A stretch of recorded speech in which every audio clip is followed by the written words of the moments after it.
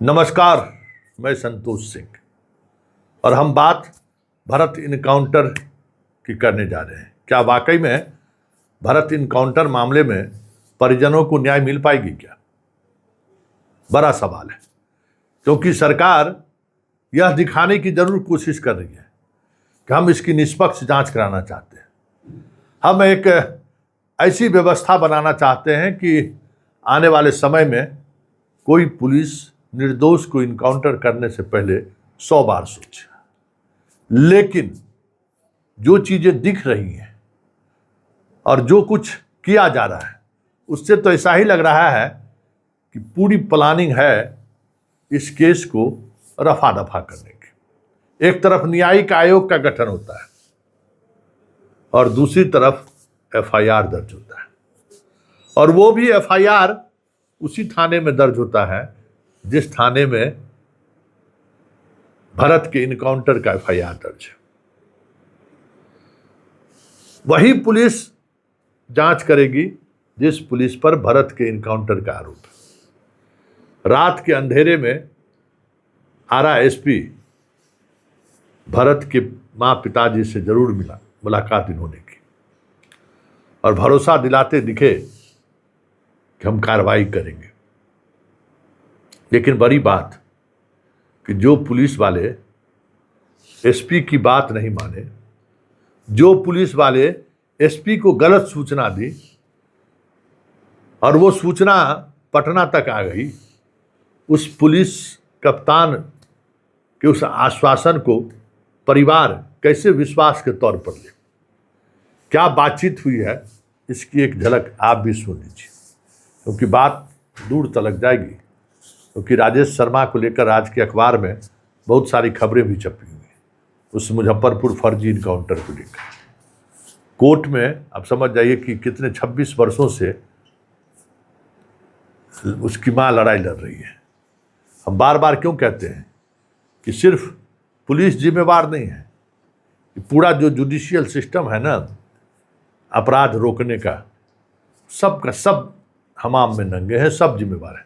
बताइए, वो माँ लगभग 20-25 वर्षों से न्याय की लड़ाई कोर्ट में लड़ रही है, लेकिन अगर इस पर कार्रवाई नहीं हुई, जबकि ह्यूमन राइट्स कमीशन ने इसको दोषी माना है, और कार्रवाई हो गई रहती तो आज भरत बचित गया रहता। लेकिन वो कार्रवाई क्यों नहीं हुई, उस पर जब चर्चा होगी ना, तो जो गुप्तेश्वर पांडे जो बैठ के बाबा बड़ी बड़ी भाषण दे रहे हैं, बाबा भी बेनकाब हो जाएगा कि पर्दे के पीछे इस राजेश शर्मा और झाजी और दत्ता और बाकी लोगों को किस तरीके से इन्होंने बचाया है, किसी से छुपी हुई है क्या? चलिए, चर्चा सब बात पर होगी, लेकिन पहले जरा एसपी जो रात के अंधेरे में परिजनों से मिलने पहुंचा है तो क्या कह रहा है, जरा आप भी सुन लीजिए। कोई दिक्कत नहीं बताने से क्या फायदा है? बता तो बहुत कुछ है, न्यूज़ में चल रहा है। न्यूज़ में तो बहुत कुछ है। ठीक है, 2 मिनट नहीं सर, हम लोग को प्रार्थना है, अगर कुछ है तो बता हम लोग सकते हैं। नहीं मांगे आपसे, सुनने आए, प्रार्थना है। हम अपनी बात को बताने नहीं आए। हम आपको बहुत ऐसा सूचना सर, हम आपसे मांग करते हैं, जांच करके यहाँ पर कीजिए। बिल्कुल आप यहाँ पे आए, बहुत लोग ऐसा ठीक है, हुआ है, आपको अब धोखा नहीं होना चाहिए। बहुत ऐसा बात है, आपको सर नहीं इतना समझ। कुछ नहीं बोलना, हम लोग सच में सर कुछ नहीं बोलते, कुछ नहीं बोलते उस टाइम कुछ नहीं बोलते। अब ठीक है, जो हुआ अब हम लोग का यही मांग है, जो भी कीजिए आप लोग सब जांच करके। हम विश्वास दिला रहे हैं, जो आप लोग का बयान जो है, जो भी है, सब बिंदु पे एक बिंदु पे जो कह रहे हैं कि गाड़ी ले गया, कह रहे हैं कि गाड़ी ले गया, थाना पे ले गया, इलाज पहले नहीं किया, पहले थाना पे ले गया, उस बिंदु पे भी जी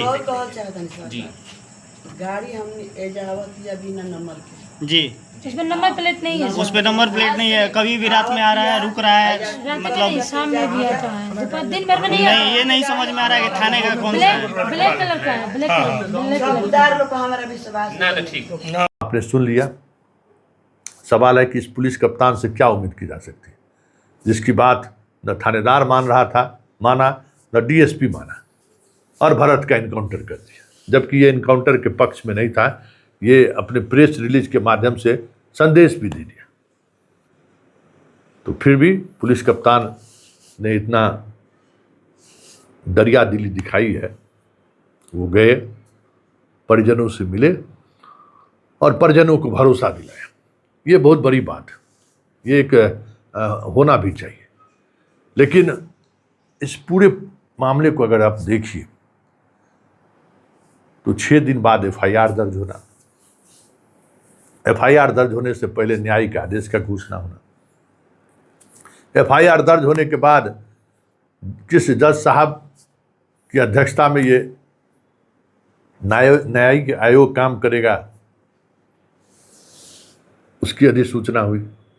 हालांकि बिहार राज्य मानवाधिकार आयोग में अध्यक्ष रहे हुए हैं ये जज साहब, बाकी कुछ कहने की जरूरत नहीं है। इन सब जगहों पर अगर आपको जिम्मेवारी दी गई है तो उसका सिर्फ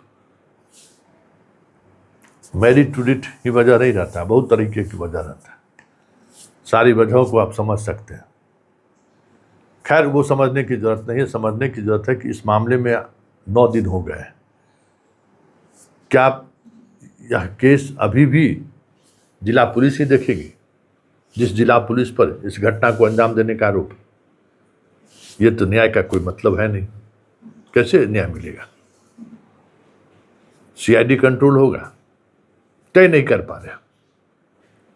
डीएसपी को हटाया नहीं गया है, प्रतिनियुक्ति हुई है, और वो भी इस अंदाज में जिस अंदाज में थानेदार की कभी कभी कोई किसी इलाके में घटना घट गया, बड़ा कास्ट का मोमेंट खड़ा हो गया, तो होता है कि थानेदार उसी जाति का एसपी भेज देता है।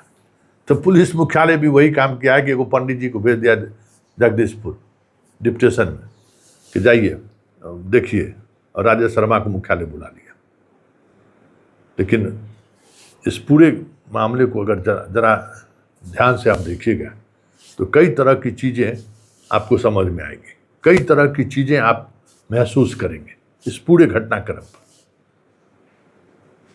पटना से किसका फ़ोन जा रहा था जिसको लेकर बार बार सवाल खड़ा हो रहे हैं। सुधाकर सिंह से लेकर प्रशांत किशोर तक अटैक है उस अधिकारी पर, अटैक किए जा रहे हैं कि एसटीएफ वहाँ कैसे पहुँच गया। ये सवाल अपनी जगह पर है। जब एसटीएफ का वहाँ प्रवेश होता है तो फिर जांच का दायरा बढ़ेगा, और जांच का दायरा बढ़ेगा तो फिर इस बिहार पुलिस के जांच का मतलब क्या रह जाएगा। इसलिए जो कह सकते हैं कि भारत को न्याय तभी मिलेगी जब एक स्वतंत्र एजेंसी, अमूमन सीबीआई, इस तरीके के मामले को टेक ओवर कर दे। जब तक सीबीआई को ये मामला नहीं जाएगा तब तक न्याय नहीं मिलेगा, ये तय मानिए। क्योंकि सरकार का नियत ठीक नहीं है। सरकार का ये जो कुछ भी कर रही है वो पॉलिटिकल दबाव में कर रही है, वो साफ दिख भी रहा है। पिंडदान करने वाला सरकार मंच पर चीख चीख कर बोलने वाला मुख्यमंत्री सिलेंडर पर सिलेंडर बोले जा रहा है। ये सिलेंडर बोलना ही हुआ ना, इस सिलेंडर बोलने को लेकर क्या कहा जाएगा।